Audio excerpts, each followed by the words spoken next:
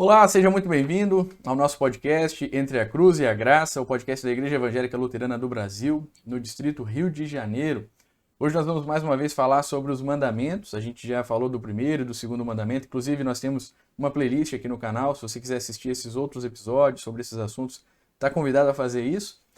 Hoje nós vamos falar sobre o terceiro mandamento. Você já deve ter visto pelo título, né? Mas mesmo assim eu preciso anunciar. E nós temos aqui o pastor Erison e o pastor Bruno presentes com a gente. Antes da gente entrar a fundo assim, né, nesse assunto, nesse conteúdo, eu queria pedir para eles se apresentarem, mesmo que já participaram de outro podcast. Por favor, então, vamos começar pelo pastor Erison, tá? À minha esquerda. Aliás, na tela vai estar à minha direita, né? Por favor, pastor Erison, pode se apresentar rapidamente? Bom dia Arthur, bom dia pastor Bruno, bom dia a vocês, né, nossos irmãos que nos acompanham nesse podcast. É uma alegria, eu sou o pastor Erison Ferreira, sou pastor aqui na congregação de Campo Grande, também atendendo o ponto de missão em Nova Sepetiba e também, né, atuando como conselheiro distrital, né, o pastor conselheiro. Estou como pastor já completando agora 19 anos, né, de ministério, casado com Luane, né, e pai de 3 filhos, Luiz, o Ezequiel e o Isaac. E para mim é uma alegria voltar aqui novamente ao nosso podcast, depois de já algumas edições aí que eu estava apenas acompanhando os colegas se manifestarem. Hoje, prazer de falar com vocês sobre culto e descanso. Maravilha, obrigado, pastor Erison. E o pastor Bruno também, por favor, fique à vontade. Então, olá, eu sou o pastor Bruno Haas Salomão, eu sou pastor da Igreja Luterana, da IELB, e eu atuo em Duque de Caxias. Então, sou pastor de 2 congregações em Caxias, já participei outras vezes aqui também, e é uma alegria poder contribuir. Maravilha. É muito bom ter vocês comigo aqui, né? E, enfim, com todos os outros colegas do distrito também. A gente sempre consegue algo muito proveitoso nos nossos podcasts. Hoje a gente vai falar então sobre o terceiro mandamento, como eu já anunciei no início. E nós temos esse podcast dividido em 3 blocos, então é interessante que você assista aos 3 para você entender a maneira como a gente dividiu eles, né? Hoje, talvez de uma maneira um pouco mais introdutória, a gente vai ter uma base para a gente entender como olhar para esse mandamento, né? Algumas diferenças que tem, por exemplo, entre os cristãos e os judeus, enfim, mas nós vamos chegar lá. Calma, calma que nós vamos chegar lá. Eu vou começar fazendo a leitura do texto bíblico desse mandamento, porque quando a gente lê ele no catecismo, a gente tem ele de forma resumida, assim como o primeiro mandamento também, né? Eu sou o Senhor teu Deus, não terás outros deuses diante de mim. Mas no texto bíblico a gente tem mais alguns detalhes ali. Então, lá em Êxodo 20, eu vou usar como base esse relato de Êxodo 20, nós temos registrado assim, a partir do versículo 8. Lembre-se do dia de sábado para o santificar. 6 dias você trabalhará e fará toda a sua obra. Mas o 7º dia é o sábado dedicado ao Senhor seu Deus. Não faça nenhum trabalho nesse dia, nem você, nem o seu filho, nem a sua filha, nem o seu servo, nem a sua serva, nem o seu animal, nem o estrangeiro das suas portas para dentro. Porque em 6 dias o Senhor fez os céus e a terra e o mar e tudo o que neles há. E ao 7º dia descansou. Por isso o Senhor abençoou o dia de sábado e o santificou. Então, é muito interessante, né? Já ver esse resumo. No Catecismo da Igreja Luterana a gente só tem santificarás o dia do descanso. Claro que a gente olha para esse texto e outros também. Eu já queria começar com esse texto, né? Instigar a gente a conversar sobre isso, né? Pastor Edson, pastor Bruno. Nós não definimos quem vai começar falando, mas fica a critério de vocês, para a gente fazer esse pano de fundo, né? De onde é que veio o mandamento, ou o que a gente precisa entender antes dele para chegar a compreender ele, né? Quando ele foi encaminhado ali para o povo, né? De forma geral. Então, por favor, eu gostaria de pedir. Vamos pedir para o pastor Bruno, pode ser, pastor Bruno, começar falando disso, por gentileza? Então, que nem se lembrou aí, né, pastor Arthur, no catecismo a gente tem uma versão que ela é didática, né? Então, ela não tem a função de exaurir o texto bíblico, até porque você pode conferir o texto bíblico depois, né? Mas ele tem uma versão que é didática, né? E ele acaba ali traduzindo a palavra sábado, né? Que é dia de descanso, então, por isso, né? Mas é importante a gente, vamos dizer, para a gente entender bem esse mandamento e como ele se aplica, digamos, a nós cristãos hoje, é preciso que a gente entenda a sua aplicação, em primeiro lugar, no Antigo Testamento, como é que ele funcionava. Porque sem entender como ele funcionava no Antigo Testamento, dificilmente a gente vai compreender alguns aspectos que são bastante importantes, a gente vai ficar sem contexto para entender como é que ele se aplica a nós. É importante a gente lembrar que muitas coisas no Antigo Testamento, né, o Antigo Testamento, como o próprio apóstolo Paulo fala, né, ele operava através de sombras. Então, muitas das instituições, muitos dos regimes do Antigo Testamento, eles eram como sombras, sombras de uma realidade. O apóstolo Paulo vem a dizer, então, que é o corpo de Cristo. Então, o corpo de Cristo é a realidade, e aquilo que aparece no Antigo Testamento é a sombra dessa realidade, né? Então, a imagem é mais ou menos assim, você tem um corpo, que é o de Cristo, e a luz bate e você vê a sombra. A sombra, às vezes, ela não corresponde exatamente ali ao corpo, né? Você não consegue identificar, às vezes. Você tem uma noção muito elementar, né, do que é o corpo olhando para a sombra. Então, é mais ou menos assim. Assim, por exemplo, funciona com muitas das coisas do Antigo Testamento, incluindo também aqui a questão do sábado, né? Inclusive nominalmente citado pelo apóstolo Paulo. Mas então, é importante a gente entenda como é que a coisa funciona no Antigo, para a gente entender aquilo que é próprio do Antigo, para depois, quando a gente passa para o Novo, a gente entenda o que ficou para trás e o que continua. Então, existem coisas, né, que continuam, que são perpétuas, morais, e elas valem para nós também, e existem coisas que elas diziam respeito às propriedades da antiga aliança, as coisas próprias da antiga aliança, tá? E é isso que é importante a gente notar, então. O que eu poderia dizer, né? Eu acho que, primeiro, é importante a gente lembrar o seguinte: o primeiro e o segundo mandamento, eles dizem respeito ao culto interior e pessoal, né? Então, o primeiro mandamento, ele fala do coração, né? Ele mira no nosso coração, e onde o coração deve estar posto, ou seja, em Deus, né? Então a gente viu isso, né? E quais são, e quem que é o Deus verdadeiro e quais são os deuses falsos, etc. O segundo mandamento, ele fala da expressão imediata do primeiro mandamento, que é a invocação do nome de Deus, ou seja, vamos dizer, a primeira manifestação daquela confiança do coração se dá pelos lábios, ou seja, pela invocação do nome e a meditação na palavra também. E o terceiro mandamento nos mostra uma outra realidade. Nos mostra a seguinte realidade, que nessa vida o culto a Deus precisa de atividades externas ligadas ao ministério público, né? Então, o terceiro mandamento, ele trata da santificação e dos ritos externos, tá? E a gente entende isso e dessa maneira por quê?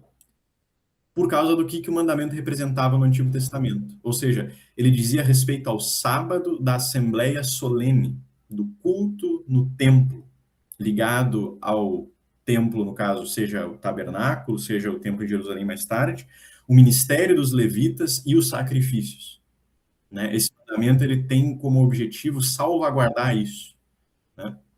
Porque a gente sabe que a santificação no Antigo Testamento, e logicamente também no Novo, ela não é um termo primariamente do campo moral, mas do campo do culto, né? A santificação, ela acontece pelo contato com as coisas santas no Antigo Testamento. Então, você tem tanto o lugar santo, que é o templo, santificado pela presença de Deus, você tem o altar, os utensílios, né, do templo, você tem as ofertas, e a santificação, ela se dá liturgicamente, né? Então, por exemplo, lá em Êxodo 29, vai dizer que o altar é santíssimo e tudo que encostar no altar ficará santo. As ofertas, por exemplo, né, oferta pelo pecado, sangue da oferta do pecado, se encosta na roupa do sacerdote, aquilo santifica. Os próprios sacerdotes eram consagrados com a aspersão do sangue, né? Ou seja, a santidade se dava por esse contato, né, com as coisas santas. Ela não era produzida pelo comportamento, mas ela era partilhada pelo contato com as coisas santas. E, logicamente, depois tinha suas implicações morais, né? Mas precisa entender isso. A santidade, então, de Israel vinha do templo e do culto. né? Então é mais ou menos assim como uma fogueira, né? Você tem uma fogueira, quanto mais perto, mais quente, quanto mais longe, mais frio. Tá? Então por isso que o Santo dos Santos era o lugar mais quente, digamos assim, mais santo, por causa que tinha a presença de Deus. Aí você tinha o lugar santo, aí você tinha o pátio, aí você tinha o acampamento e você tinha o deserto, né? Lá no Santo dos Santos só entrava o sumo sacerdote, no lugar santo podia entrar os sacerdotes, no pátio também, né? O povo também poderia entrar no pátio, alguns deles queriam oferecer a oferta, né? Mas não chegava perto do altar, enfim. E assim ia indo, né? Tanto é que o deserto era o lugar do Azazel, ou seja, do demônio, né? Então a santidade se dava assim. E esse mandamento quer guardar esse dia, né? Esse dia da Assembleia Solene. Então o povo deve guardar este dia da Assembleia Solene para participar da liturgia, né? E, uh, e assim ser santificado por Deus. Então está estritamente ligado com o ministério dos levitas e com o sistema do sacrifício, etc. Então diz respeito às atividades externas, ao culto externo, né? Lógico que o israelita ele tinha suas atividades privadas também de oração, como o Shema, né, que a gente sabe, né, manhã e tarde, etc. Isso tudo pertence ao segundo e primeiro mandamento. O terceiro diz respeito às atividades externas. E eu acho que isso é importante a gente notar. Então, né, porque agora, quando a gente passa para o Novo Testamento, tem coisas que ficam para trás, né? Mas tem coisas que ficam, e é isso que a gente precisa ver, né? Então, Maravilha, muito obrigado.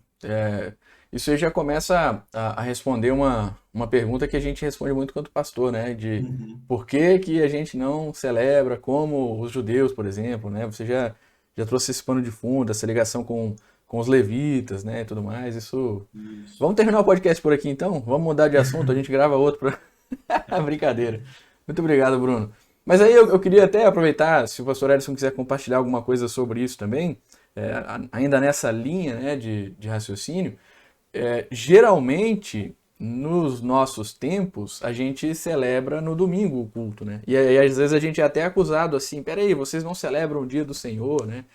Eu já fui acusado assim, né? A gente tem que sempre explicar isso, né? Então me ajuda aí, pastor Edson, explica pra gente, por favor, essa diferença, acompanhando o que o pastor Bruno já falou, né?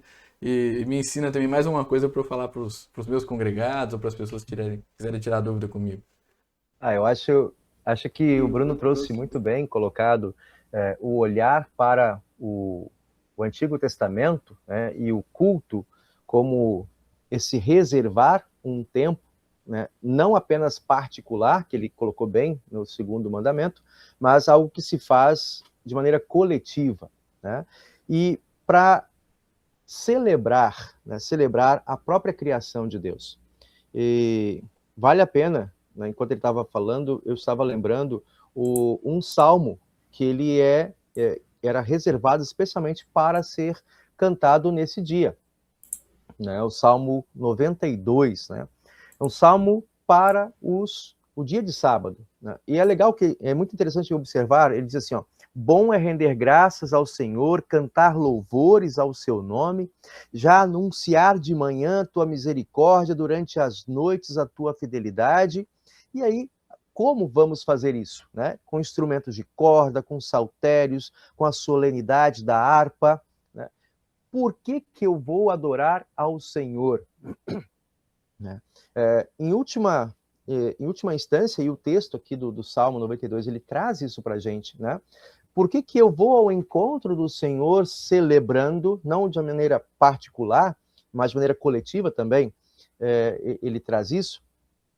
E nos lembra, assim, que não é pelo que eu faço, né? E é o tema do culto, mas por aquilo que ele faz. O Salmo 92 diz assim, ó: o Senhor me alegraste com os teus feitos, exultarei nas obras das tuas mãos. E quão grandes, Senhor, são as tuas obras, os teus pensamentos, que profundos. Né?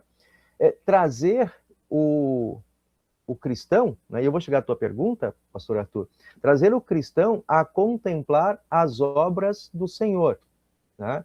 No primeiro momento, quando nós observamos o Antigo Testamento ainda, né, esse ordenamento do Senhor lá no capítulo 20, né, ele, antes de se tornar um ordenamento, já tinha uma orientação no capítulo 16, lá de Êxodo, quando o Senhor provê, o alimento para o povo, depois que ele é liberto, né, do Egito, da escravidão.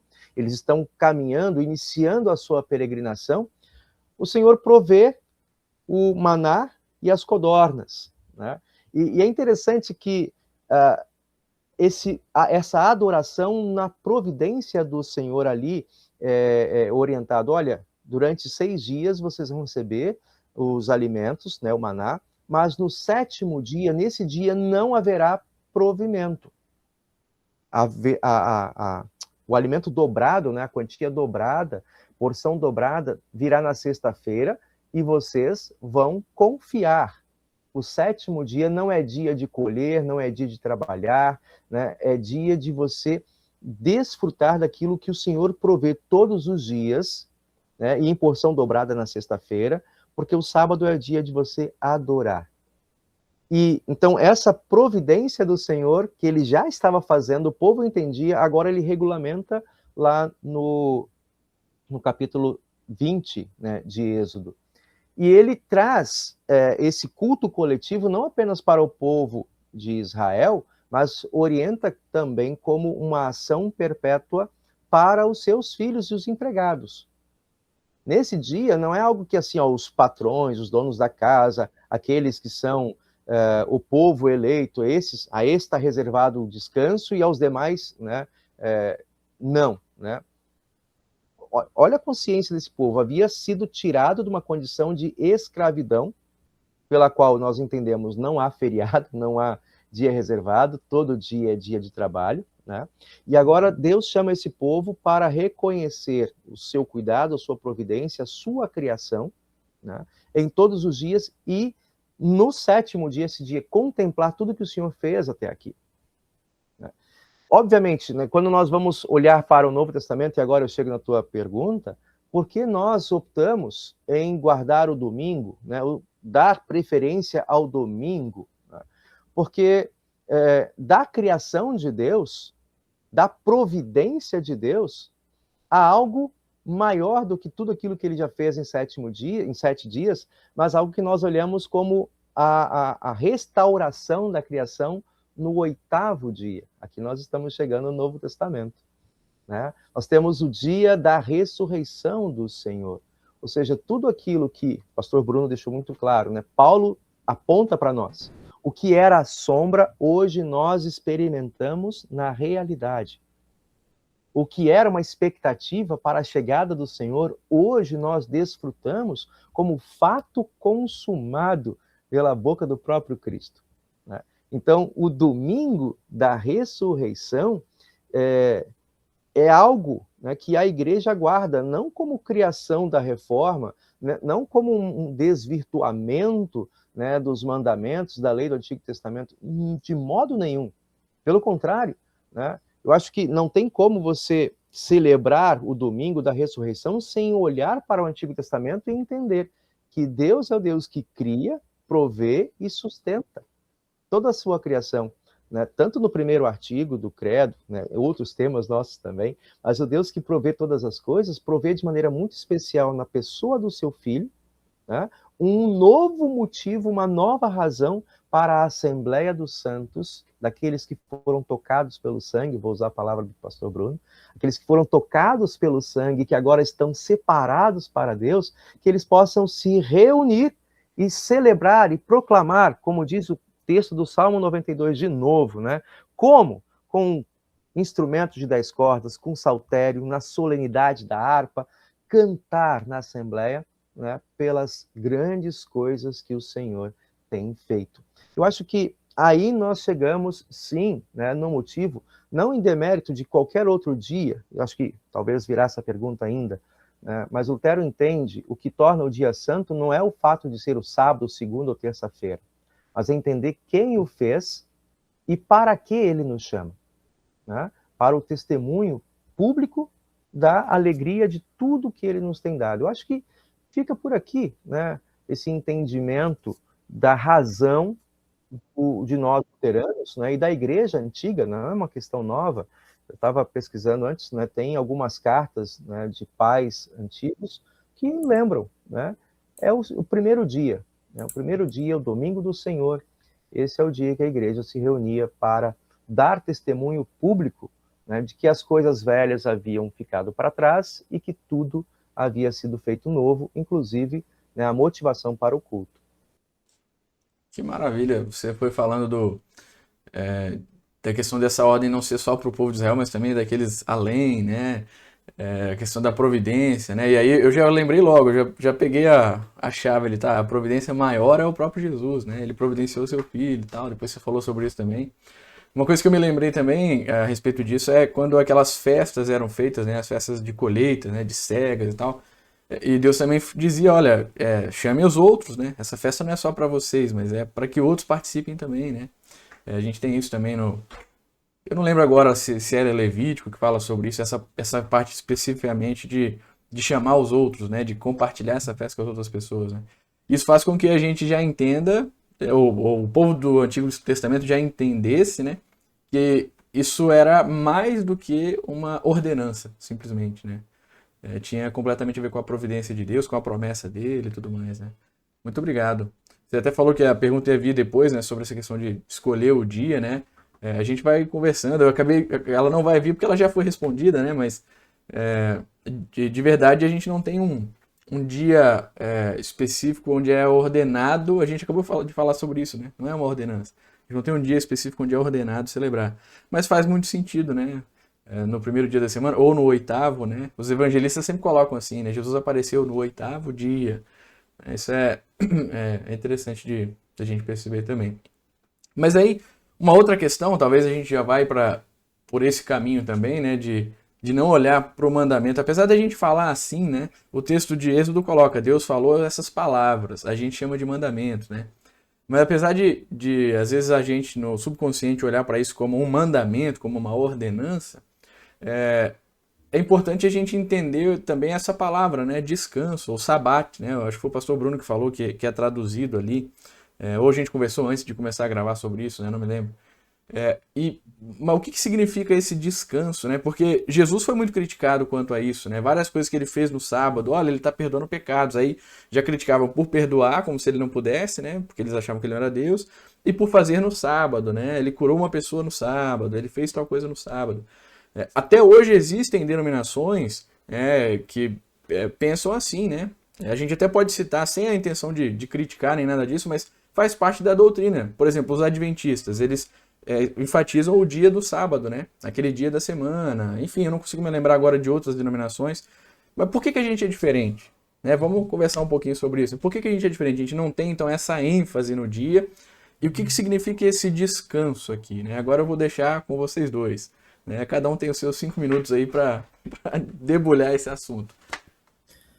Então, eu acho que essa questão, né, do porquê a gente não guardar o sábado é exatamente por causa dessa compreensão, né, que as instituições do Antigo Testamento, elas chegam à sua plenitude em Cristo, né? Então, é mais ou menos assim, o mandamento, aquilo que é perpétuo do mandamento, ele está como que envelopado, né, num pacote mosaico, digamos assim.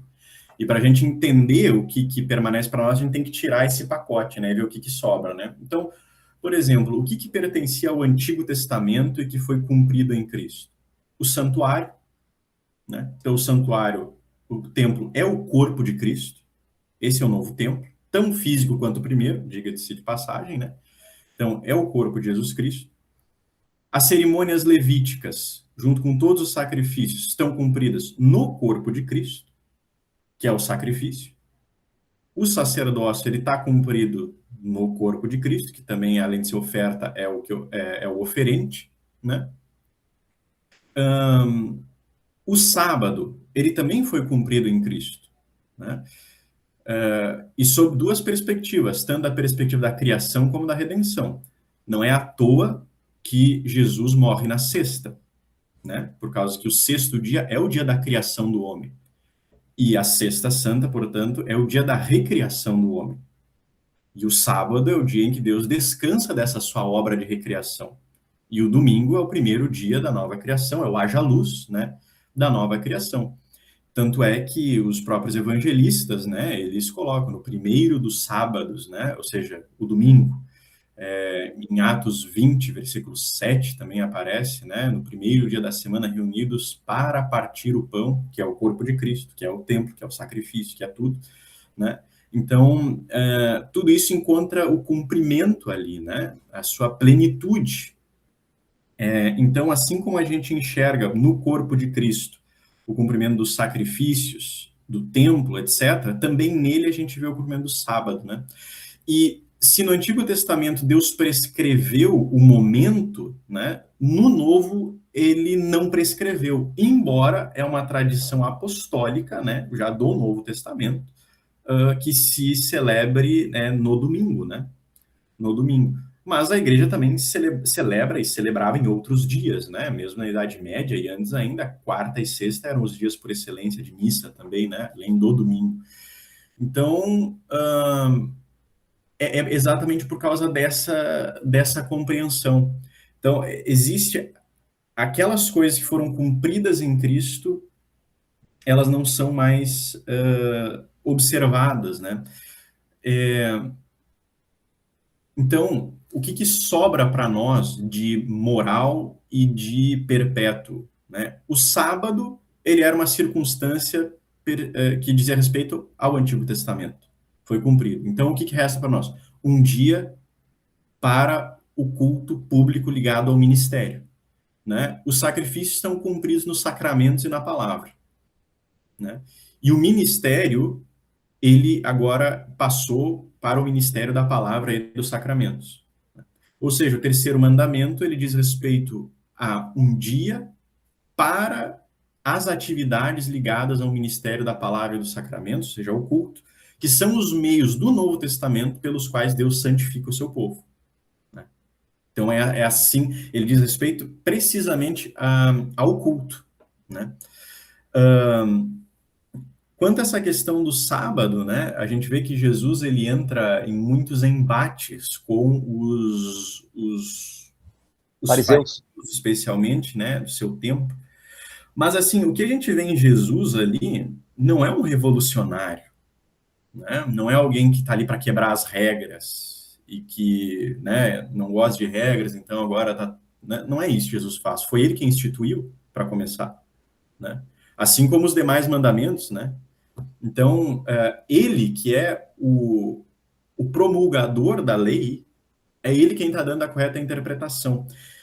Então, Jesus, quando ele entra nesses embates, ele está corrigindo uma má compreensão. Por exemplo, quando Jesus faz uma cura no sábado, o sábado, quando ele cura no sábado, ele está cumprindo o sábado, porque o sábado é o dia da restauração.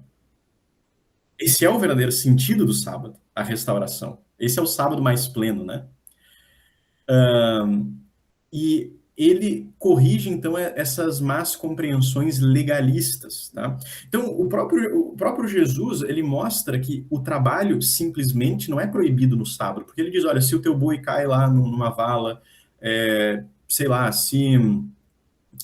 qual outro exemplo ele dá? Quando ele tem que curar alguém, né? É lícito fazer o bem no sábado. Enfim, quando há necessidade, você não infringe o sábado. Ou seja, o que Jesus está dizendo, se a gente pega o contrário do que ele está dizendo o seguinte, ó, o mandamento proíbe aquelas obras que são realizadas sem causa necessária, ou por avareza, ou por vaidade, ou por desprezo pelo ministério, ou aquelas que obstruem o ministério. Ou seja, tudo aquilo que é feito sem causa necessária, ou por avareza, vaidade ou desprezo ao culto e aquilo que tem lá, é pecado com o terceiro mandamento. Né? Então, por exemplo, assim, você tem o culto, né, no domingo, mas aí, sei lá, qualquer outra coisa mais importante que você acha que tem para fazer, né, eu vou, sei lá, é tão legal, eu gosto de visitar aquele lugar nesse dia, né, e você, por exemplo, omite só por causa disso, você peca.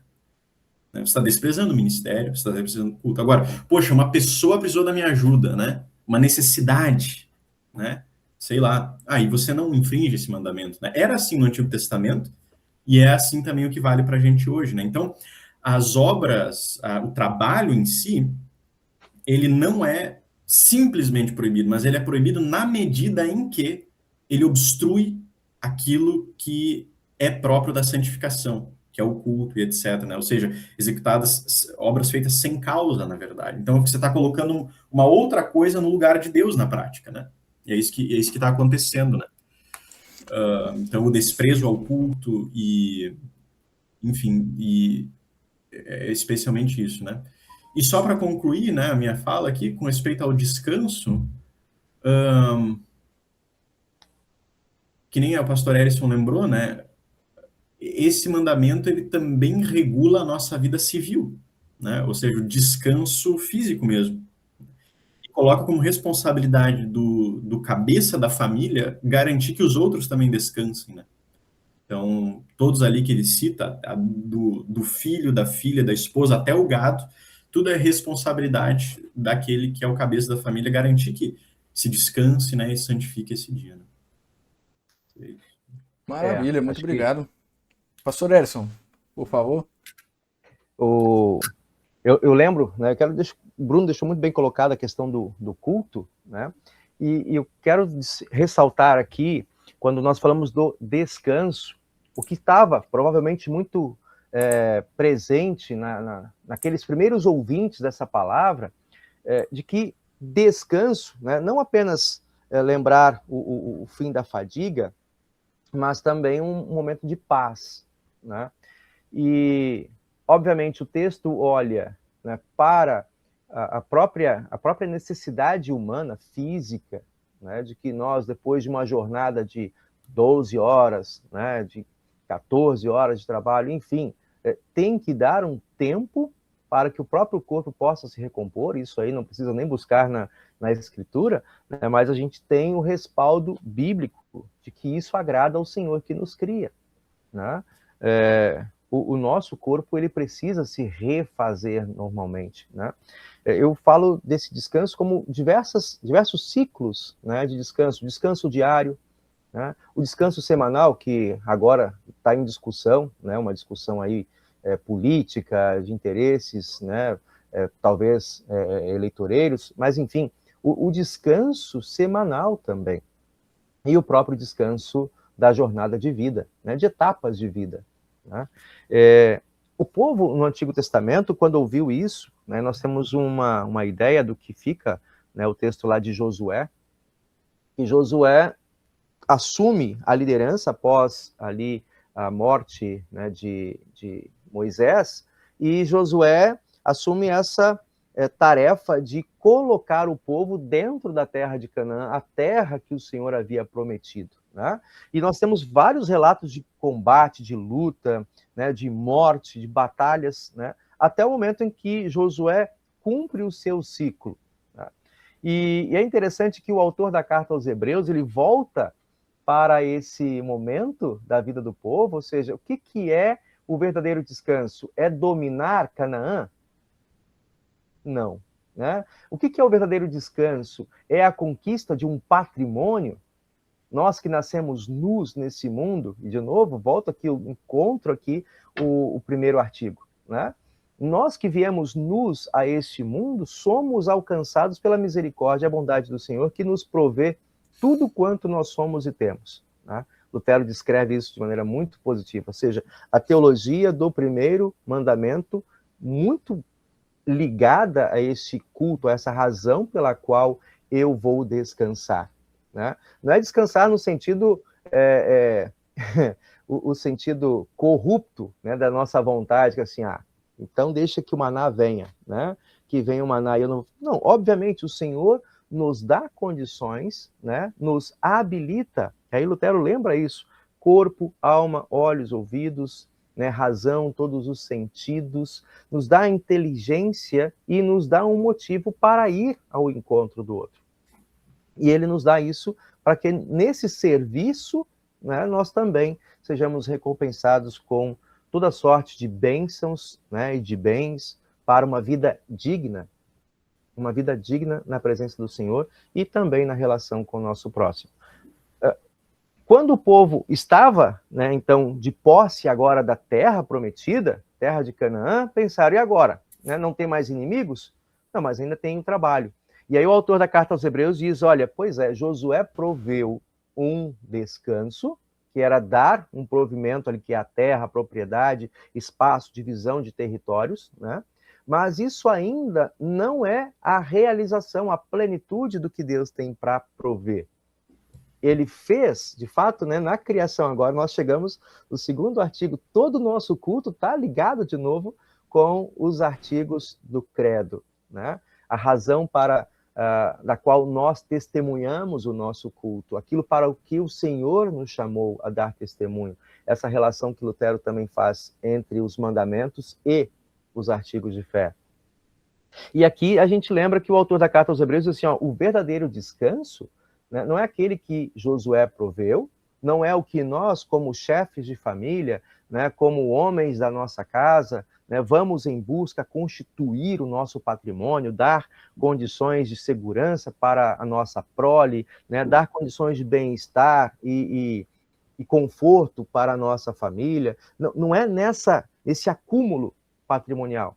Se você tem, faça isso dentro da mordomia do Senhor, entenda, compreenda isso dentro da mordomia do Senhor.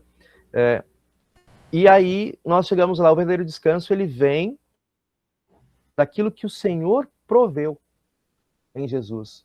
O verdadeiro descanso nós encontramos não nas obras de Josué ou de qualquer outro, mas nas obras de Cristo. Ou seja, esse descanso não é apenas um descanso físico, mas ele encontra a sua culminância, o seu sentido pleno, num descanso para a alma. Né?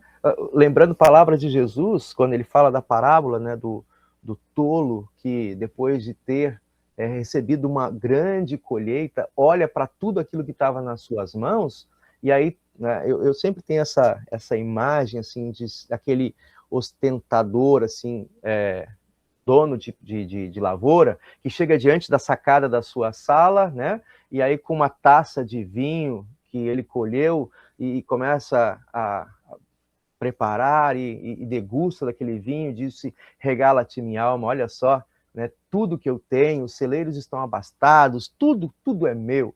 E o Senhor Jesus diz, tolo, essa noite tomarei a tua alma, né? De que vale tudo isso? De que vale?